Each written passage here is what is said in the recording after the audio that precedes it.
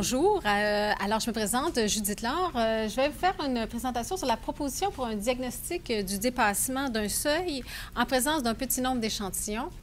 L'objectif donc, c'est de vous présenter le contexte et la réflexion actuelle du réseau de santé publique en santé au travail sur l'intégration éventuelle d'une méthode de type conventionnel dans les activités de prévention en santé au travail.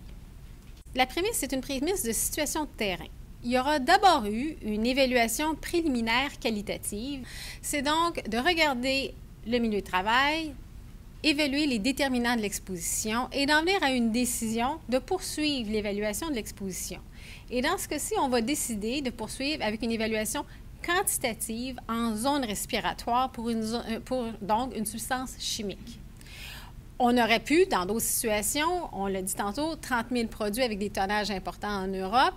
Donc, il y a beaucoup de produits pour lesquels on n'arrive pas à mesurer l'exposition. À ce moment-là, on passera à une évaluation approfondie, qualitative. Mais dans le cas qui nous occupe, la prémisse, c'est qu'on est passé à une évaluation approfondie, quantitative, en zone respiratoire du travailleur. On aura alors moins de 6 expositions quotidiennes moyennes. Donc, on a entre 1 et 5 résultats. Viendra ensuite l'étape suivante où on va passer au traitement de ces EQM-là et de leur comparaison à une valeur de référence. Le traitement dans le contexte actuel, on sait que de façon intuitive, les gens utilisent des notions probabilistes dans l'évaluation et la gestion du risque.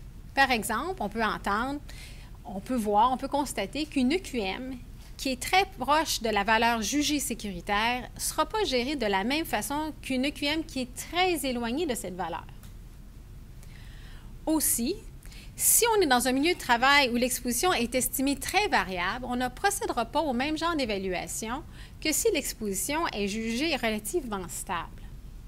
Donc, il y a des notions de variabilité et des notions de probabilité qui sont déjà là de façon intuitive. La question est, mais de façon formelle, comment on analyse une EQM qui semble distante d'une valeur jugée sécuritaire?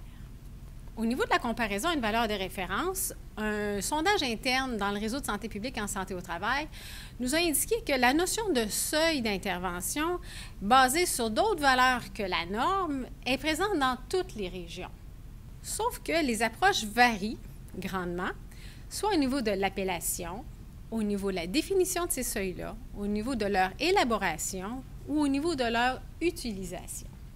Donc, la table est mise pour confier à un groupe de travail un mandat sur l'amélioration et l'harmonisation des pratiques, sur le traitement et la comparaison à une valeur de référence. Les travaux ont eu lieu de 2012 à 2015. On a eu plusieurs consultations, dont 2 grandes rondes auprès des intervenants du réseau de santé publique en santé au travail. Et il y a une journée thématique sur le sujet qui a été consacrée lors des journées annuelles de santé publique en novembre 2014 à Québec. La proposition a reçu un appui unanime du Comité médical provincial en santé au travail du Québec et aussi du regroupement provincial des hygiénistes du travail des équipes régionales de santé publique. La proposition a reçu aussi un accord de principe en octobre 2015 de la table de concertation nationale en santé au travail et nous attendons en ce moment les modalités d'application de la proposition. Ça, c'était pour le contexte. On va passer maintenant à la proposition et à ses assises historiques.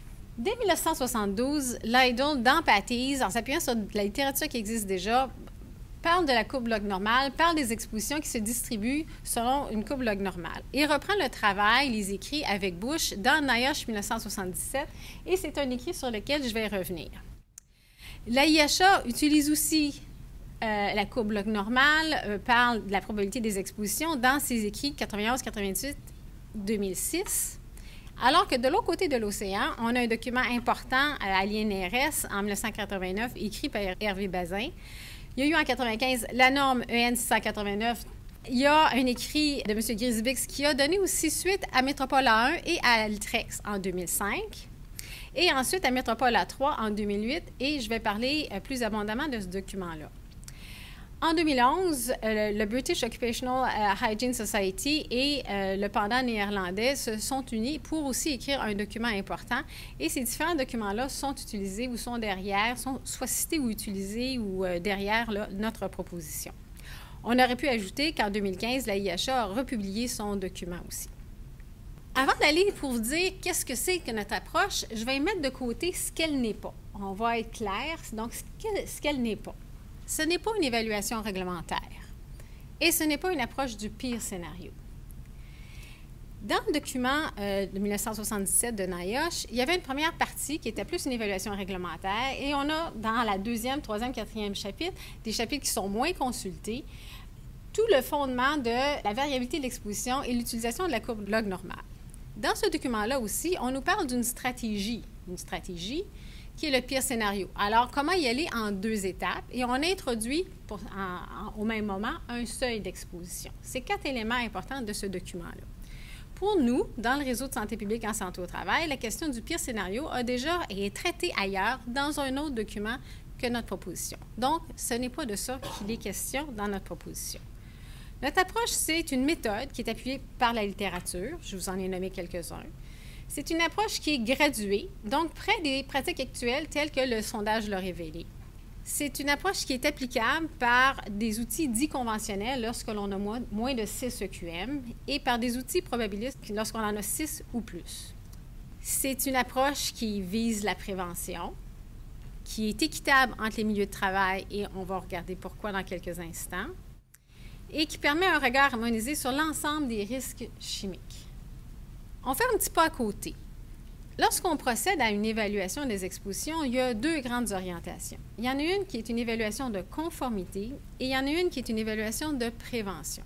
Au niveau de l'évaluation de conformité, on va regarder surtout la variation qui est due à l'échantillonnage et à l'analyse. On va regarder la variation de la pompe, on va regarder la variation de la balance en laboratoire, on va regarder la variation de l'ICP-MS, on va regarder ces variations-là. On va s'intéresser à ce résultat-là et sa variation. Et ces variations-là sont toujours présentes. Elles sont pertinentes, surtout dans une évaluation de conformité, pour savoir est-ce que ça a vraiment bougé cette journée-là, jusqu'à quel point ça a bougé, c'est quoi ma variation sur ma pompe, sur ma balance ou quoi que ce soit. Et ces variations-là sont représentées par une courbe normale. Dans un contexte de prévention, on va s'intéresser aux variations inter-travailleurs, inter-journées, et on va vouloir considérer les pires journées et aussi les moins pires. Et à ce moment-là, nos expositions sont décrites par la courbe log normale. Ce que l'on voit souvent, par contre, c'est qu'on va avoir une comparaison simple, puis on va l'utiliser aux 2 sauces. Okay? Mais il faut vraiment distinguer les 2 approches. Je vous parlais tantôt de l'action level de NIOSH. L'action level de NIOSH était de 50 %. Mais c'est important d'aller voir qu'est-ce qu'il y avait alentour de cette valeur-là. En fait, ce qu'on voit, c'est qu'en abscisse, si on a des expositions sous 50 %, c'est que pas plus de 5 % de nos travailleurs vont dépasser notre valeur de référence si notre écart type géométrique, donc notre variabilité du milieu, est de 1,22. Alors, on arrive au croisement des 2 lignes, on est dans une courbe là, qui est à peu près à 1,22. C'est donc un milieu de travail qui est très stable.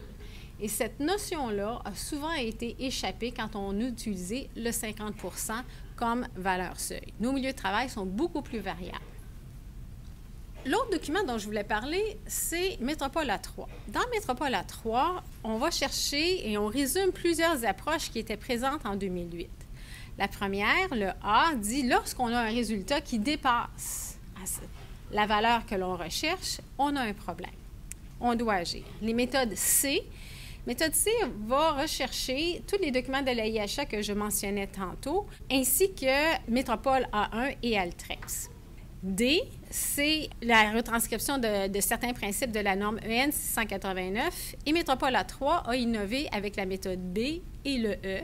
B, où le traitement, lorsqu'on a de 1 à 5 échantillons, 5 EQM, et c'est vraiment la base de notre proposition. Ça s'appelle une approche conventionnelle parce qu'à l'intérieur du modèle, on conventionne certains paramètres. On aurait peut-être dit là, une approche conventionnée, mais on dit approche conventionnelle. Elle s'applique donc pour moins de 6 EQM. Et en fait, ça se résume à ce tableau-ci. Et le tableau que vous voyez ici à 0,05, on voit donc c'est pour une tolérance jusqu'à une fraction de dépassement de 5 %. Donc, notre approche, c'est une approche graduée à 3 niveaux. D'abord, la norme. donc la valeur d'exposition moyenne pondérée, qui est donc pondérée sur 8 heures. Ça pourrait être la VEMA, valeur d'exposition moyenne admissible, pour donc les horaires non conventionnels. C'est la première chose à laquelle on va comparer. Donc, c'est une comparaison simple. On parlait de traitement et de comparaison.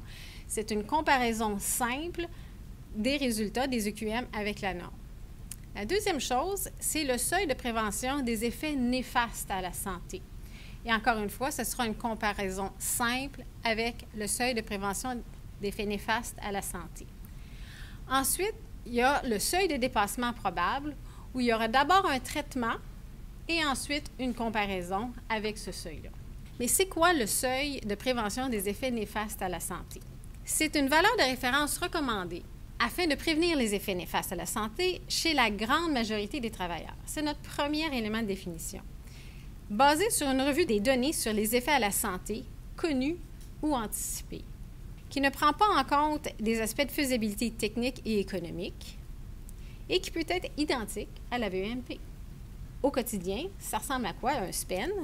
C'est des valeurs que nous avons déterminées dans des guides provinciaux du réseau de santé publique en santé au travail, ce qui présente certains avantages. Donc, on a nos données, on a nos connaissances, on a notre familiarité avec les milieux de travail québécois dans lesquels on intervient.